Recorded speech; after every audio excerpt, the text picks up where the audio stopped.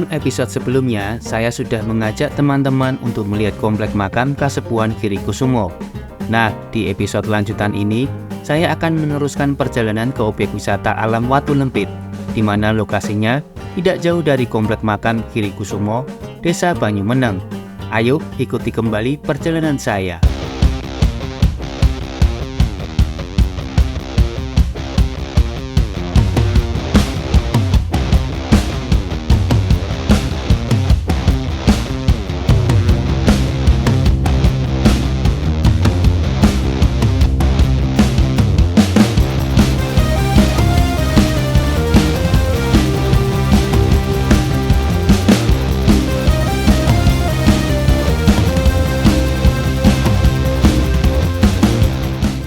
Nah, beginilah suasana menuju objek wisata alam Watu Lempit.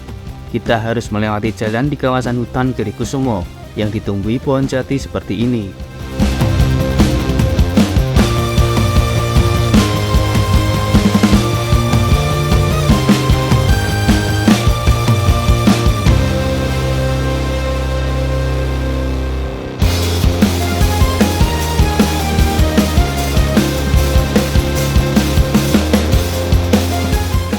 Oh iya, ternyata untuk menuju objek wisata alam Watu Lempit ini ada dua jalan yang bisa kita lalui loh. Yang pertama yakni kita bisa melewati jalan di kawasan hutan jati Girikusumo. Atau yang selanjutnya, teman-teman bisa mengaksesnya melewati jalan menuju komplek makam Sengklik.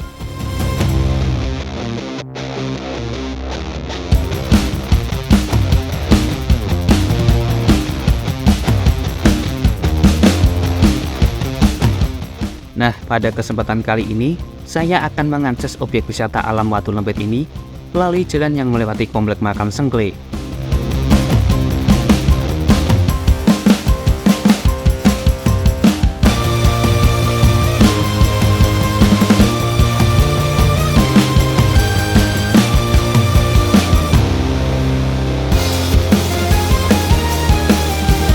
Tidak berbeda dengan jalan yang melalui hutan jati Girikusumo. Jika kita usai melewati komplek makam Sengklik, kita juga akan melewati hutan yang ditumbuhi pohon bambu dan jati.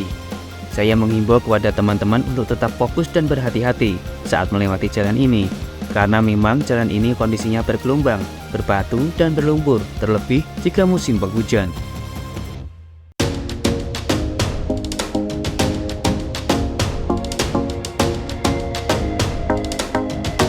Nah, sekarang saya sudah sampai di objek wisata alam Watu Lempit, yang lokasinya berada di bawah tebing tempat saya berdiri ini. Saya akan coba turun untuk melihat lebih dekat. Let's go!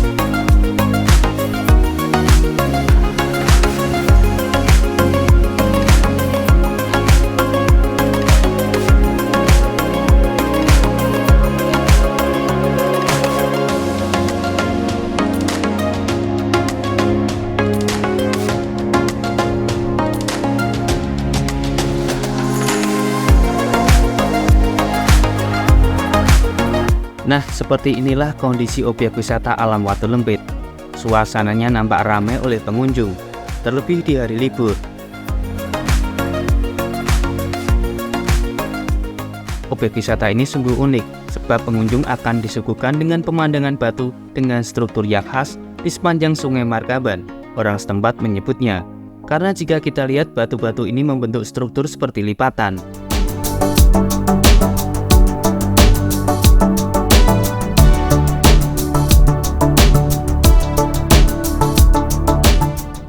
Objek wisata alam Watu Lempit ini juga terasa asri dan indah, karena dikelilingi bukit-bukit yang rindang.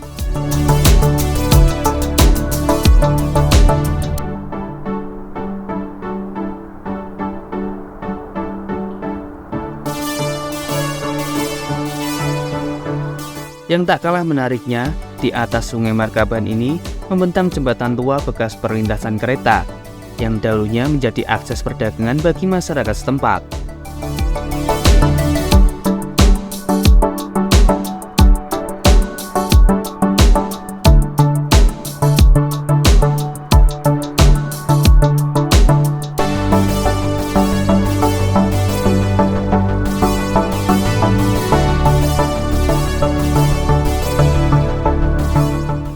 Nah, seru kan? Pokoknya teman-teman wajib berkunjung ke tempat ini dah, untuk sekedar bermain air, ngopi, bersuah foto hingga bersandaria bersama teman maupun keluarga.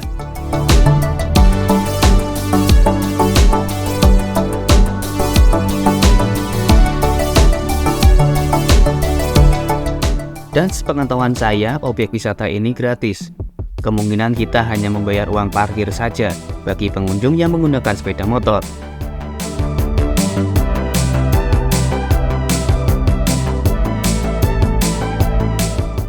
Jika teman-teman ingin berkunjung ke objek wisata alam Watu Lembit ini, namun masih belum paham rute tempuhnya, teman-teman bisa memanfaatkan akses aplikasi peta digital di ponsel untuk membantu menjangkau lokasinya.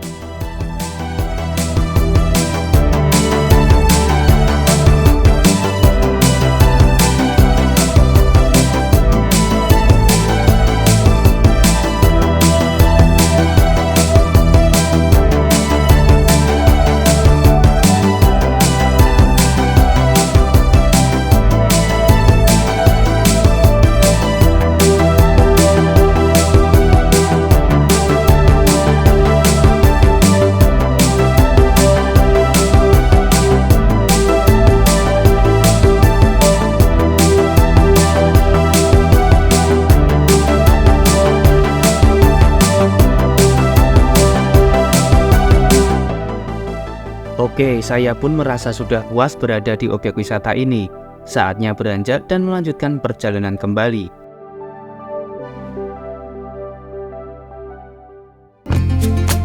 Namun saat saya sampai di areal parkir, saya tertarik akan keberadaan warung atau lapak yang kemungkinan satu-satunya ada di lokasi objek wisata alam Watu Lembit ini. Saya pun mencoba mencari tahu apa saja yang dijual maupun dijajakan di warung tersebut. Selain berbagai macam minuman saset, mie cup instan maupun snack dan gorengan, ternyata warung milik Mbak Nisa ini menawarkan menu yang menjadi favorit pengunjung, yaitu gendar pecel. Dengan harga yang cukup ramah di kantong, yakni sebesar Rp3.000, kita akan mendapatkan satu porsi atau pinjuk gendar komplit dengan sayuran seperti kacang panjang, toge, bayam, kangkung, kemudian disiram dengan bumbu kacang. Saya pribadi mengakuinya rasanya cukup enak. Pokoknya mantap lah.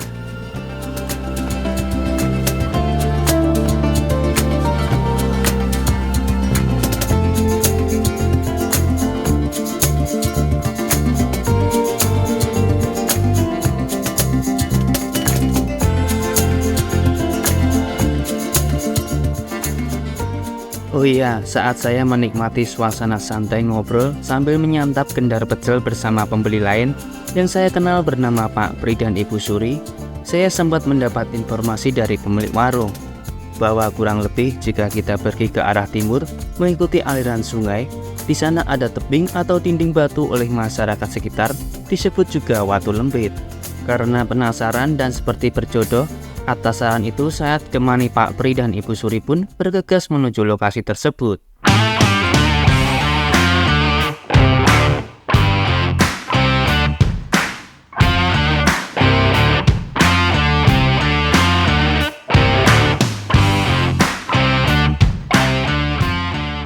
Perjalanan menuju pencarian keberadaan tebing atau dinding batu ini begitu indah. Kita akan disuguhi oleh pemandangan berupa bukit, hamparan perkebunan dan ladang.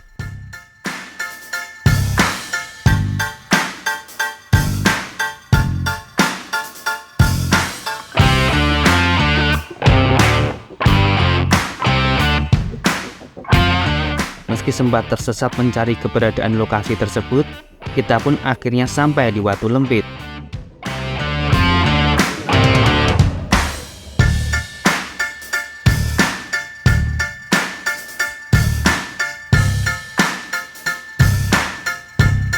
Saat saya mengamati secara dekat, tebing setinggi kurang lebih 10 meter ini, saya melihat memang dinding batu ini membentuk struktur menyerupai lipatan. Namun sayang, karena kondisinya yang ditumbuhi lumut hingga rumput dan ilalang, struktur Watu Lembit ini tidak nampak begitu jelas.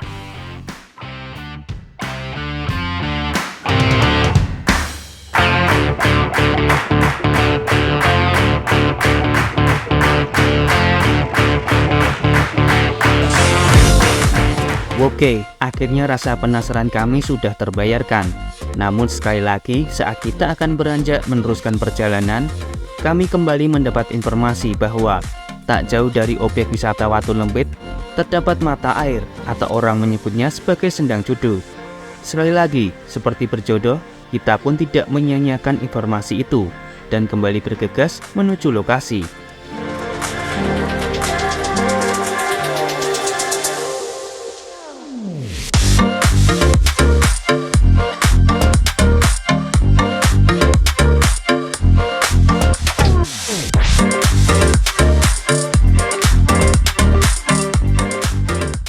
Dan inilah keberadaan Sendang Jodoh tersebut.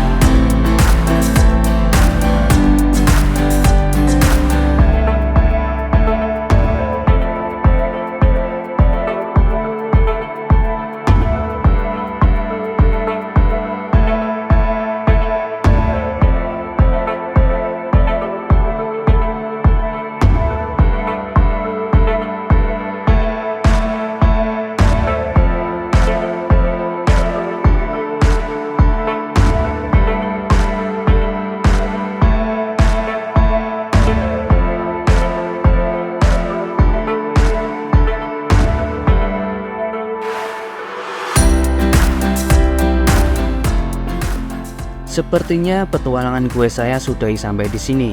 Kita akan berjumpa lagi di lain waktu dan kesempatan. Terima kasih untuk Pak Pri dan Ibu Suri yang sudah menemani saya berjelajah di objek wisata alam Watu Lembit. Saya mohon maaf jika dalam narasi video ini terdapat kesalahan penyebutan nama, lokasi maupun tempat. Terima kasih untuk semua teman-teman gue yang telah menemani saya. Terima kasih juga kepada semua penonton yang sudah menyaksikan episode ini. Jangan lupa bantu like, share, dan subscribe agar channel ini terus berkembang. Terima kasih, salam sehat selalu, sampai jumpa. Wassalamualaikum warahmatullahi wabarakatuh.